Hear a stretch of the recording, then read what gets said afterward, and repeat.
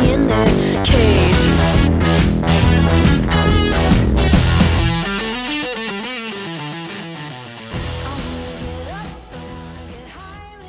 Good evening, everyone, and welcome to the Songbirds Radio Hour. I'm your host, Reed Caldwell, and we're absolutely psyched to have Emily Wolfe here with us on the show this evening.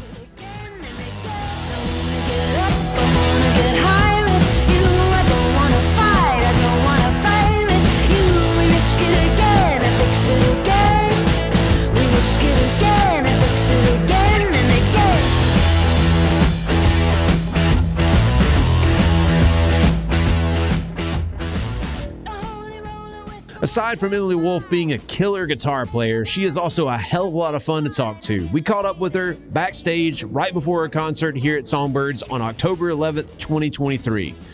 We're going to share that interview alongside a playlist inspired by our conversation, including some live tracks from her performance that night. Get ready, because we've got some guitar nerddom heading your way. Emily tells us all about her new favorite pedal, why she just had to have a double neck guitar, and how she arrived at the sound for her latest album. For the music portion of tonight's show, we'll be playing a selection of Emily's tunes from all three of her albums. We're also going to feature a few songs from her performance here at Songbirds. And we're even going to throw in some Jewel and some Rage Against the Machine, to keep you on your toes. So, without further ado, let's get on with the Songbirds Radio Hour. Here's Emily Wolfe.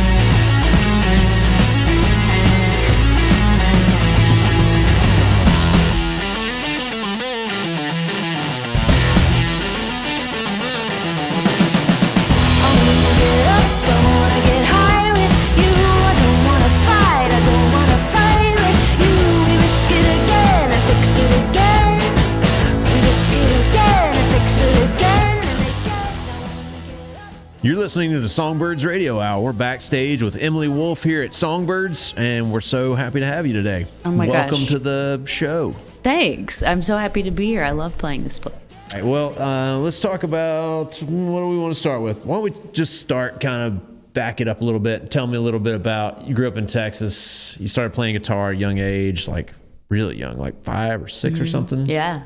Maybe just talk about, like, kind of your first, getting into the guitar and how that happened, because that's pretty young to want to learn to play the guitar. Yeah. I don't know what it was. It was like, because I remember the first time I saw a guitar was in a thrift shop, and my mom and my sister were with me. I don't really remember why we were in this certain shop, but I looked down the aisle, and it was a completely empty shelves, but there was one little harmony guitar, and it was like kid size. It was like the coolest thing I'd ever seen in my life, and I'd never seen a guitar before, and so I had to like figure everything out about it that I could, and I begged my mom to get it, and she got it for me. And from then on, like the progression of the years, like the next guitar that I got for a Christmas or birthday was a Strat copy called the Slammer Hammer. Slammer Hammer. I remember those. Slammer Hammer. And that was like the electric guitar beginning journey for me. But yeah, every Christmas or birthday after that, I would ask for something musical. Sometimes it happened, sometimes it didn't. But it really came from that one guitar sighting. Yeah. Yeah. The harmony. I still have it. It's in 2 pieces, but I glued it back together. Right. Yeah. So it's like a 3/4 size? Mm-hmm. Yeah. It's probably honestly like smaller than that. It's like, because it looks like a toy, but I remember actually it making like real sound. So. Do you remember like I remember the first time I put together some notes or some chords into a sequence and made a song that was like an actual song. Like, I think it was like Inner Sandman or something like that. Something very distinct, you could recognize. And I remember the feeling that I got when I played that. Do you remember when that happened? Yeah, it feels like winning a game. Yeah. Like oh, I did it, you know? Because I remember the first thing that sounded like music that I played on that guitar was like some kind of acoustic riff from like a Jewel song that was popular at that time. I don't remember what song it was, but I remember Save Your Soul or one of those. Yeah, I think it was that actually. It was like ding ding ding ding ding ding. It was like, and I thought it was just the coolest thing in the world that I had done that, and so I had to chase that feeling from then on. Yeah. Some nerd out there's like, that's not even the name of that song, because I'm sure that's not the name of the song. Everyone knows that song. When you say "Who Would Save Your Soul" or whatever the name of it is, everyone knows. Everyone, it's like stuck in their brains. I was in a band around that time, and I was in high school, and we were forced to play that song a bunch of times. Really? Yeah, our lead singer loved that song, and we played that over and over again. Wow. Yeah. What's that? Nice. Who will save your soul? Is it? Boom. Who Will Save Your Soul? All right. Well, there you go. We played that and some No Doubt, I think. And those were fun. Yeah. But I do remember the feeling you get when you play that, you put those notes together and they make something. I just think that's like a special thing. And we see it all the time with our Guitars for Kids program when, you know, kids learn a guitar, and they might learn a chord or two, and that's fun. But as soon as they learn like, you know, Back in Black or something that's like recognizable, or like they really like Seven Nation Army. Yes. Play that, and they're like, you can just see the love for music, the glimmer in their eye. You know, they're just like, yes, this is amazing. And that's just what makes guitar so spectacular, is you can play something really cool quickly. Yeah. So it's like a really cool thing to kind of pick up, because you can, even if you only are 5 years old and you only make one note, you can still play something cool. Yeah, totally. Yeah. So, you know, talking about like a cool melody line, talk some about your own melodies and which ones you think are like super catchy and stick in someone's head, like Who Will Save Your Soul or whatever. Maybe not as annoying as that, but you know what I'm saying. I'm sorry, Jewel. I love your song. I'm sorry. Man, that's a great question. There's one song that's on my new record coming out next week called Walk in My Shoes, which is based off of the tempo and chant that I heard at a protest in downtown Austin.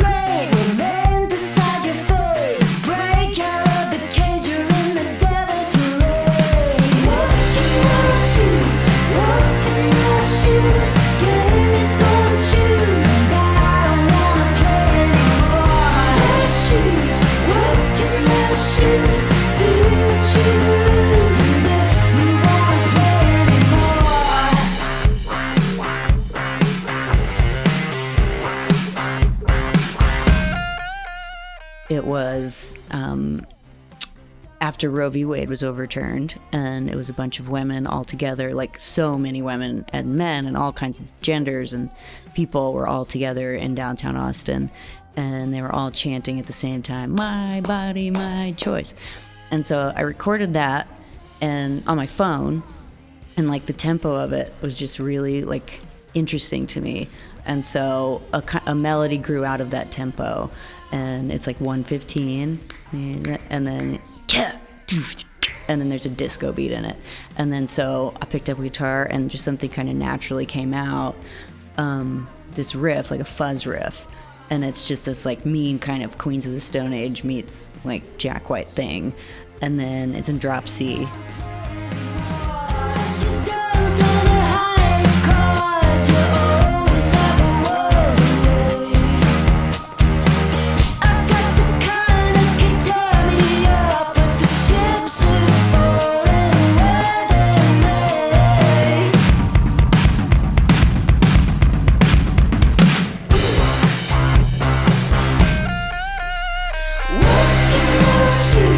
Walk in my shoes,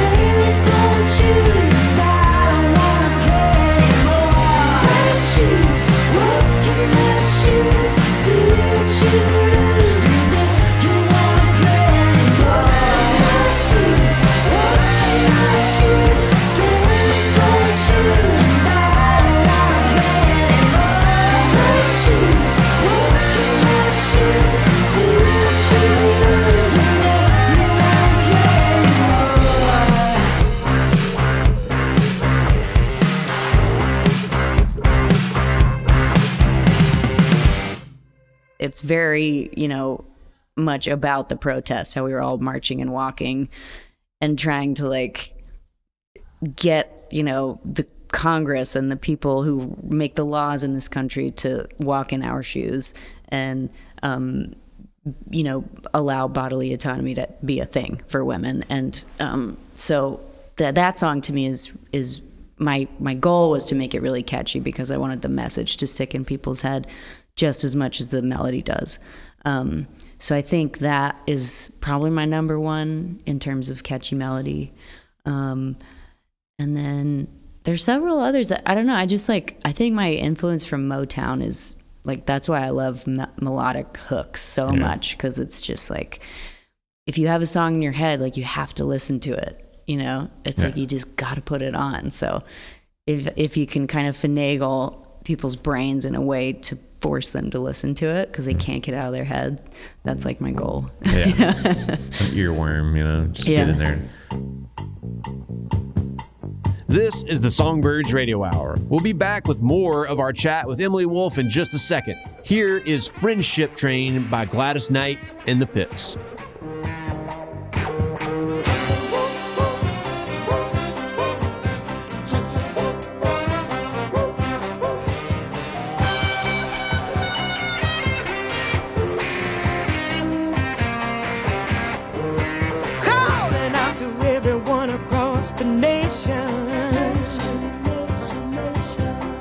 Say the world today is in a desperate situation. Stealing, burning, fighting, killing, nothing but corruption. It looks like mankind is on the eve of destruction. Oh, yes it is. People, let me tell you that we got to learn to live with each other.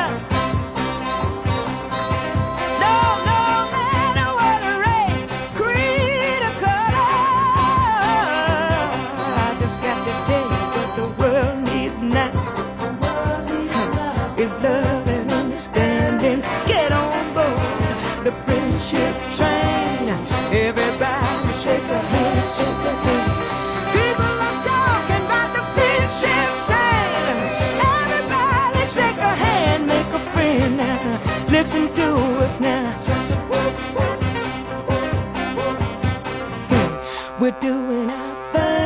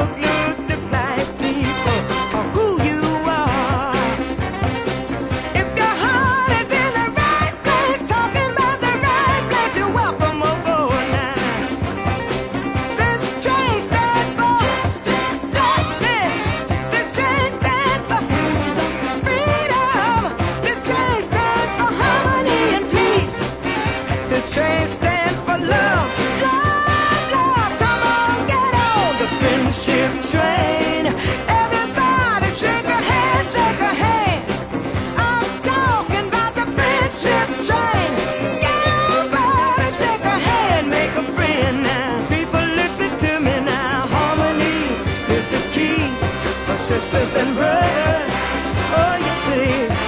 I say harmony is the key, my sisters and brothers. People, we can't wait, 'cause another day might be too late. Come on, get on the friendship train. Everybody shake a hand, shake a hand now. I'm talking about the friendship train. Get on board and shake a hand, make a friend now.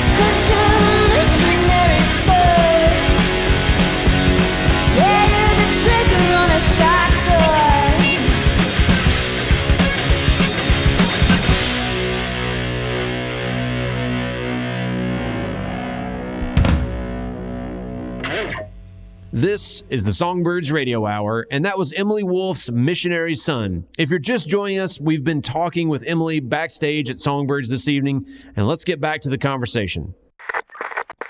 Talking about protests, I think it's really interesting. We've done a lot of research here and a lot of exhibits and things about using, how music arms people to have a voice and protest, and it's been used that way for countless decades. And I think that's a really great thing. And just, you think about like Woody Guthrie and, some of the stuff that he, the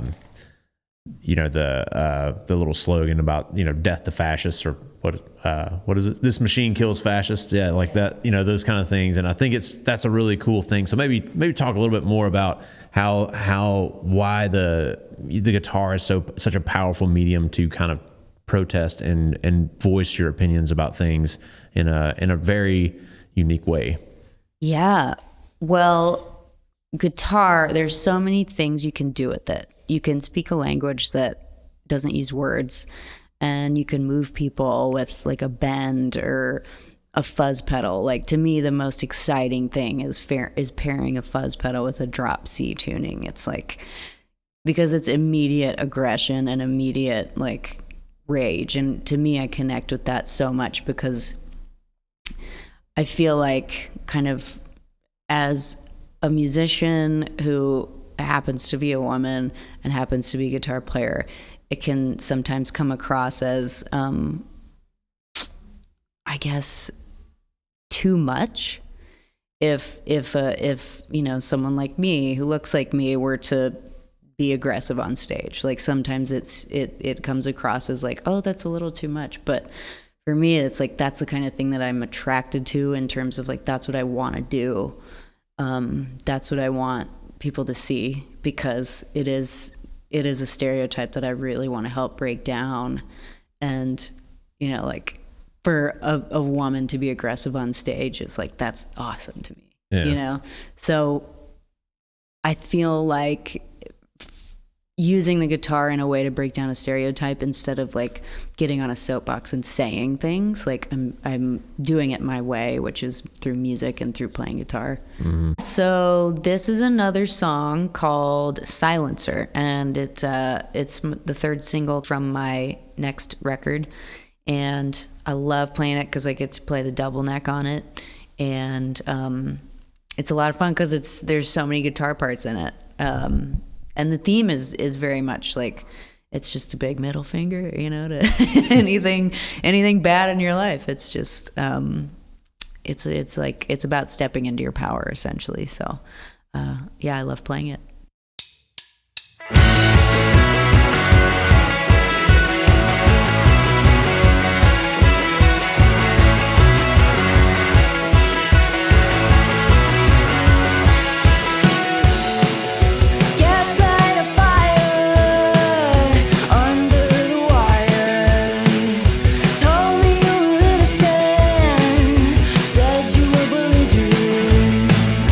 Blame her reaction.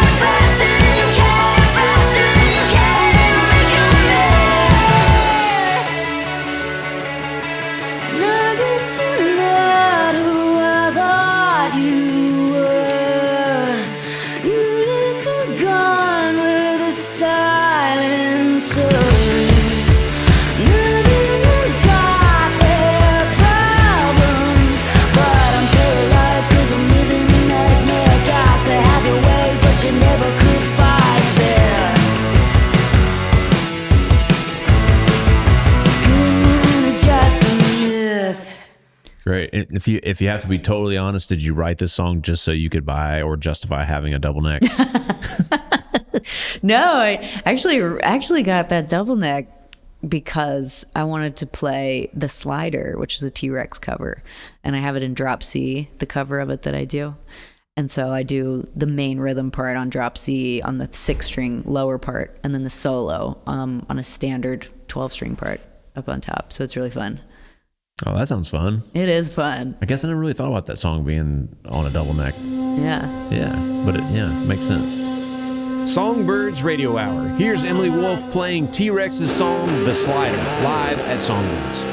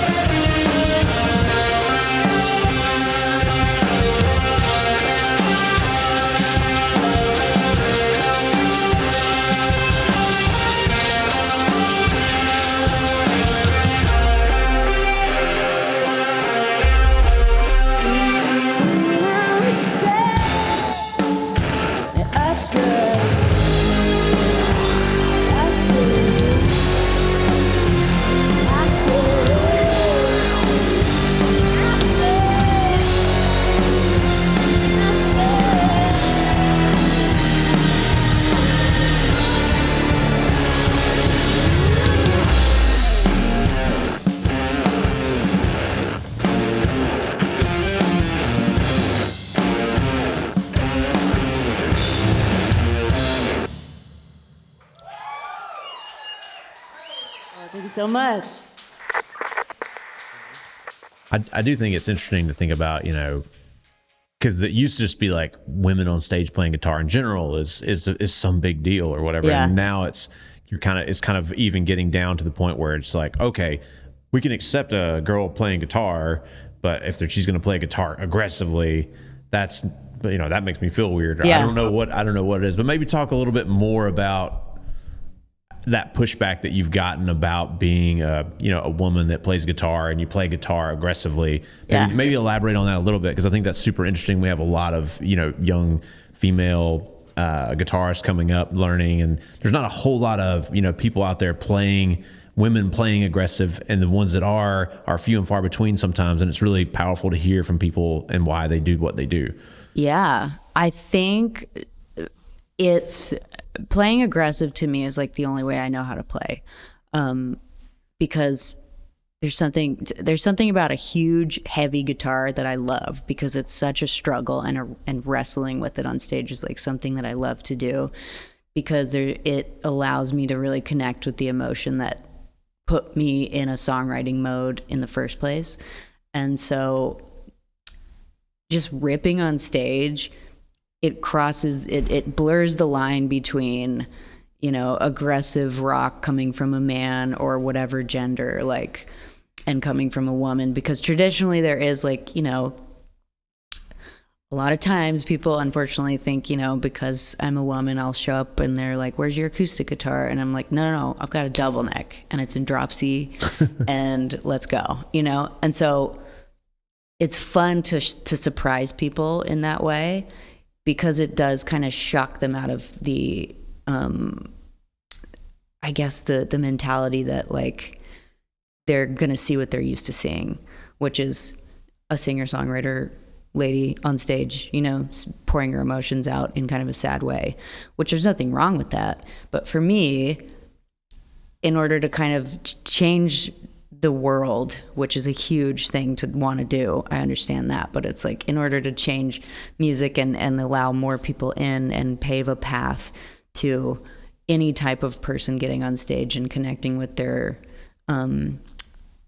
most darkest, you know, rageful emotions, like, I want to do that. And so if I can help pave the path in any way, that's what I want to do. And so for me, like, playing aggressive is just so much fun. And a lot of times the stage, people see the stage as like, oh, do you get stage fright? Do you get nervous? Like, you're so vulnerable up there. But for me, if I go into this place of like, okay, there's no shame in anything I feel, then it allows me to just create without any kind of barrier or box around it. And I encourage anyone to do that, because it's just so much fun and it's such a relief, and like, people love to see it, you know, like, it's so raw. And to me, that's what I connect with the most. And it seems to be what other people connect with too. Yeah, I agree. And I think it's really cool to kind of have that experience of playing guitar on stage, especially a really loud guitar. Yeah. That's like aggressive with a lot of fuzz, because you don't, and people that might think you're out there by yourself and you're vulnerable and you're out front.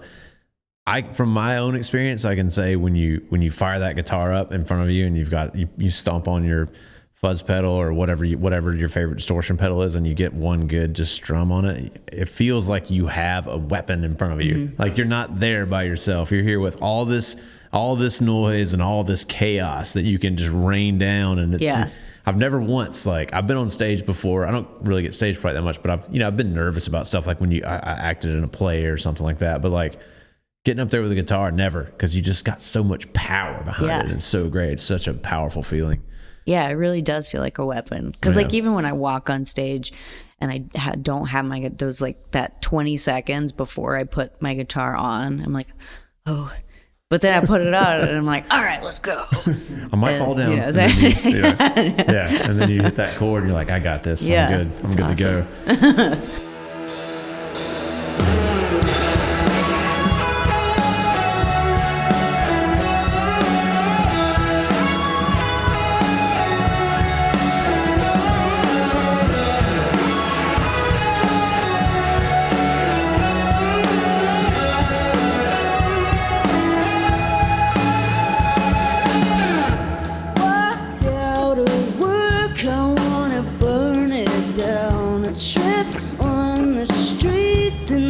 Suck it out of all of my mind, and now I'm back to square one.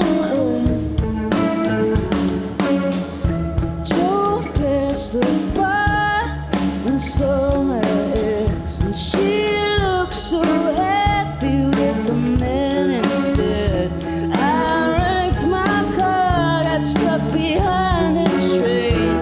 I can't all this open, well, I put it into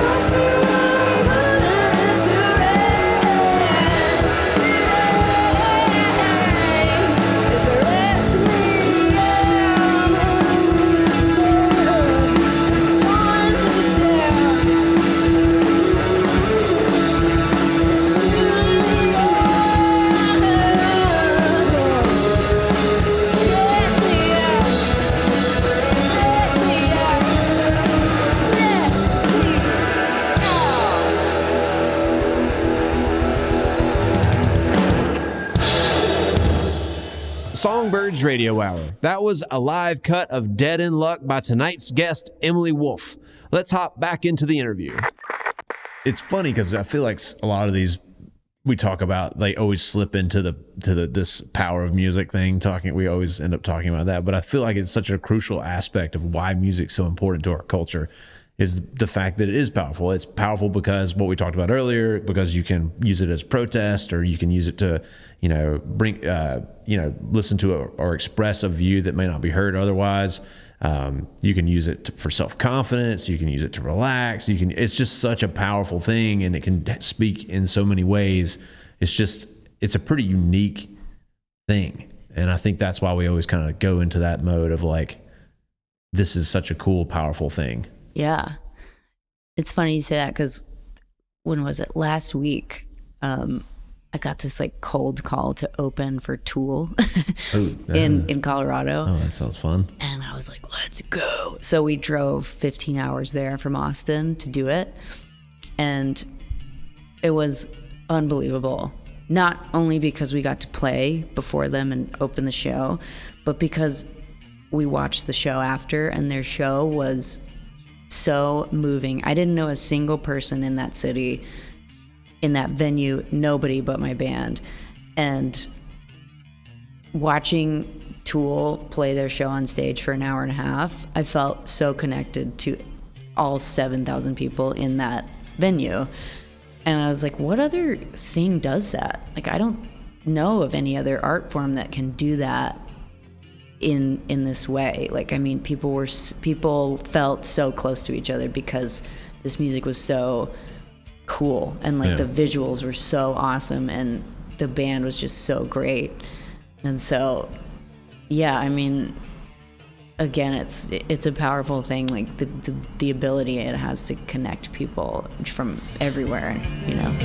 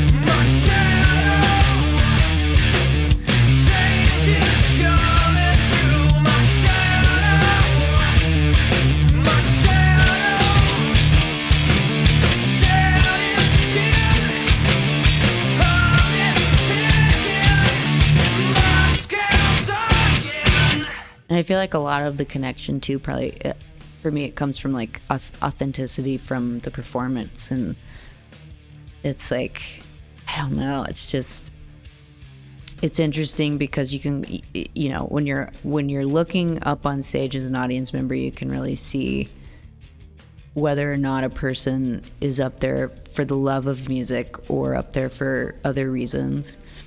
And to me, the most connected I've ever felt at a show is because I'm watching somebody do something that they were meant to do. Like they're up there because they like have to do it, you know? Yeah. I feel like it's when there's just those certain bands that you see and you're like, well, these dudes or these people and whoever they are, were definitely meant to find each other. Yeah. And it's amazing, like what they do when they come together and the power that they can bring out. It's awesome. Yeah.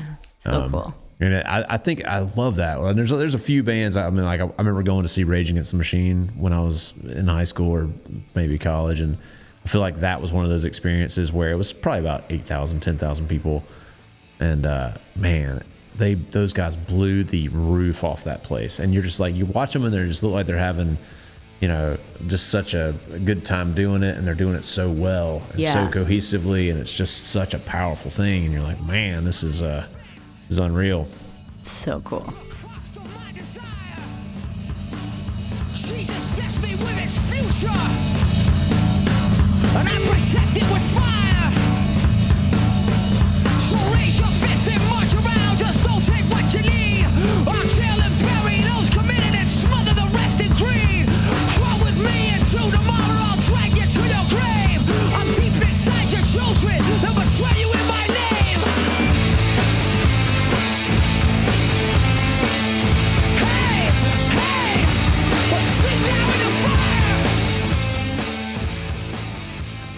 Well, let's talk about some gear. I Yeah. know you're kind of like a self-proclaimed gear lover. Let's talk. What's your favorite new pedal you're working with? My favorite. Or wait, are you like contractually obligated to say that? No, not at all. No. My favorite new pedal. Man, I think it's this. I've got a bunch. It's hard to pick just one. I think it's the Ibanez Mini analog delay. It's really tiny, but it's got such a it's so cool. Cause like, you know how the carbon copy, like you can get like really wild sounds with it when you like max the feedback out and then do the delay time really low. So this analog delay by Ibanez is like, it does that like tenfold. It's just so cool. Yeah. And it's like my favorite. I love a delay pedal. I know. It's funny because it just seems like, all right, what does a delay pedal do? It just kind of repeats. Some people, if you just like the basics, just like kind of repeats and fades out. Yeah. And I think, but that's just like the bare bones. And you can make it do some awesome stuff that really, especially you start syncing with the time, with the time signature of the song, it really can bring out some really cool stuff in it. And that's when it gets super fun, when you're playing some simple little line, but if you set the time right, it feels like it's just this infinite repeat thing, and it sounds so cool. I love a delay pedal. There's a song called Heat of the Moment from my first record that we been playing live, and there's like a new section, like, you know, if you play the same songs for 10 years in a row, it's like, all right, how do we spice this up? What do we do? So we added this like instrumental section in the middle of it, and it's just like a 4 on the floor kind of thing. And then Evan on bass just like rides one note, and then it's space delay stuff. And I just do whatever. And it's like, and then you make noise. And then with this pedal, and then like leading out of the part, I'll make sure that I set it so that it sounds like a race car, like revving up. And then it'll go all the way to this part and then just like cut out, and it's like really like soft, and then it builds the dynamics back up. But it's a lot of fun.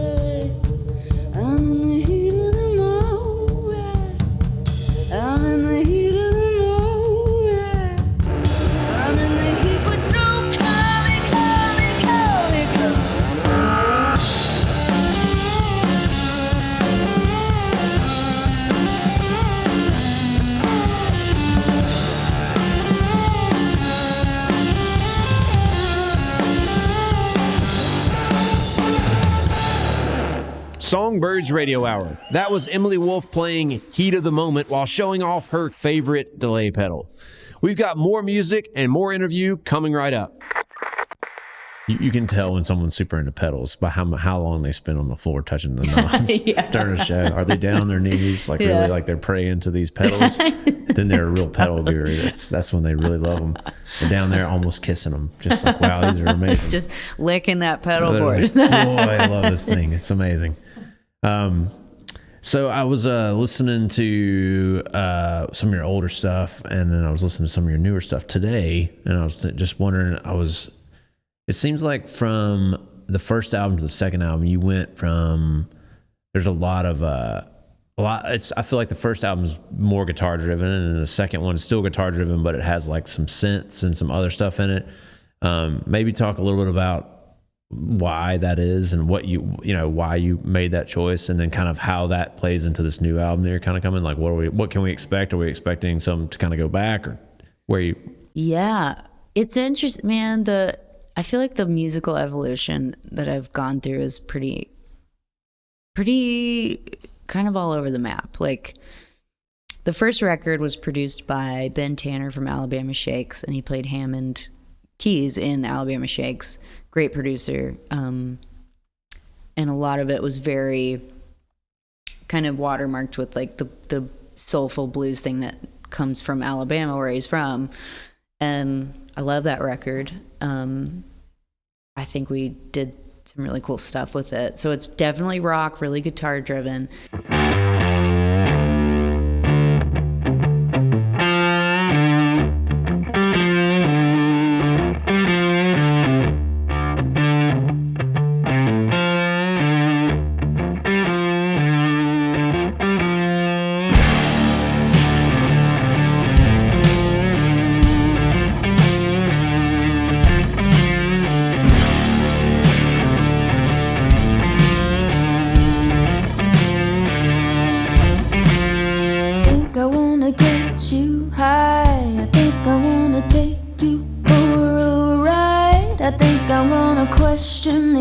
Defined in our lives.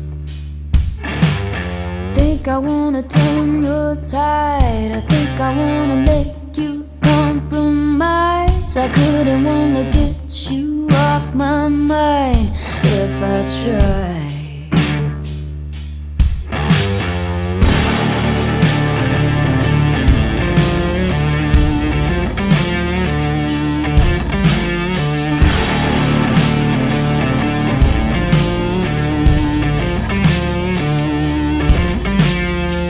I wanna make you mine. I think I wanna turn off all your lights. I think I wanna question the order to fight in my life. But then I started to kind of, after that record, I started to venture out and kind of listen to all different types of music. And the producer for the second record was Michael Schumann, who plays bass in Queens of the Stone Age. And so he has a side project called Mini Mansions that I love, that I really got really into. And that's why I asked him to produce the second record, and he was into it. So he showed me all these different types of synths, and I just didn't realize how cool some of those sounds were. Coming to me for free, don't need no man to tell me how to work my machine. Baby, I think that's my disease.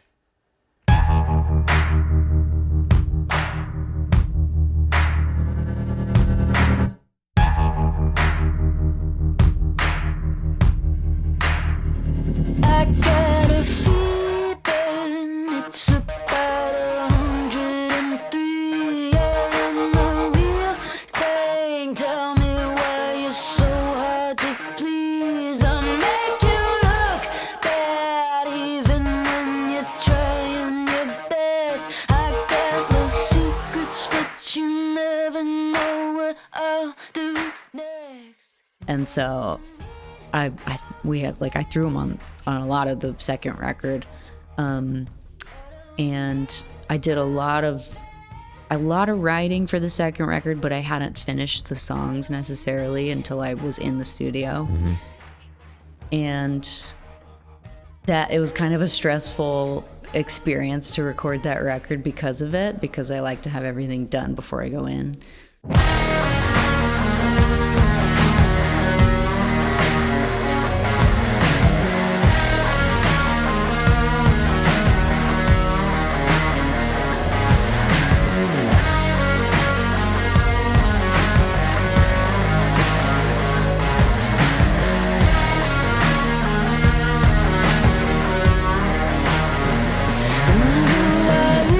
So that brings me to the third record. It's like, okay, I'm going to step up and produce it myself with the knowledge I've gained from Ben and Michael, and kind of find the in-between from the first record to the second. And so there's guitar all over the record. It's very guitar-driven, but it's mostly driven by hooks, and it's very based on, like, how good could I make these songs?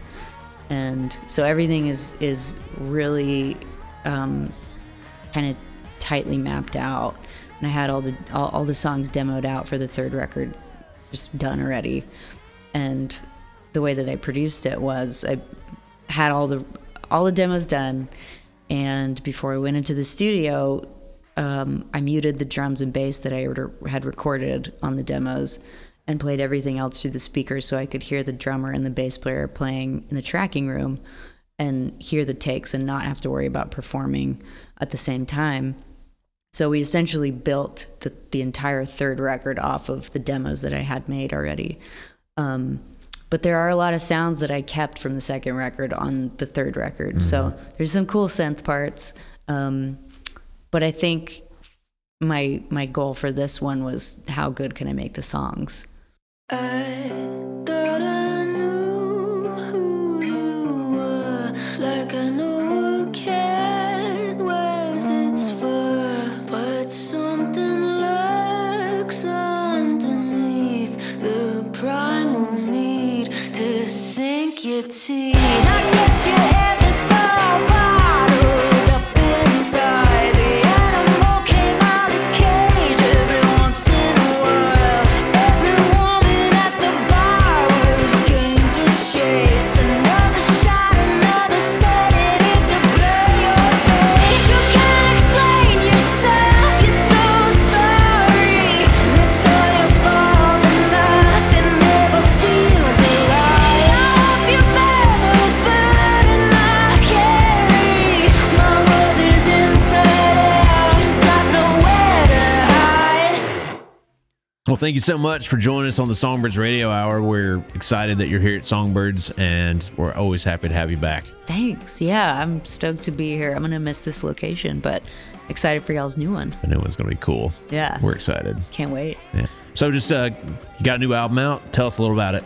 Yeah, so I produced this record. It's been out for a few weeks now, and it's called The Blowback, and I wrote all the songs and I produced the whole thing, and it's kind of my debut as a producer, and I'm super proud of it. I'm going to be touring on it in Europe next March with the Gaslight Anthem, so I'm really excited about that. And yeah, just keep on rolling, you know? Sweet. Yeah.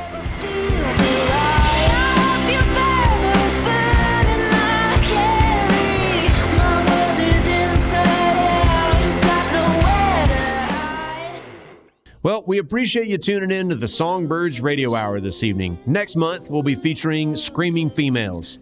Watch out for that episode on January 13th at 7 p.m. right here on WUTC. Before you called to play to penetrate offense and score. Oh, you objectified a person once again, and now she can't even relax in her own skin. See you cut from every picture on my wall. Songbirds Radio Hour is made possible through a grant from the Riverview Foundation. If you'd like to attend a live taping of the Radio Hour, please visit songbirdsfoundation.org for more information.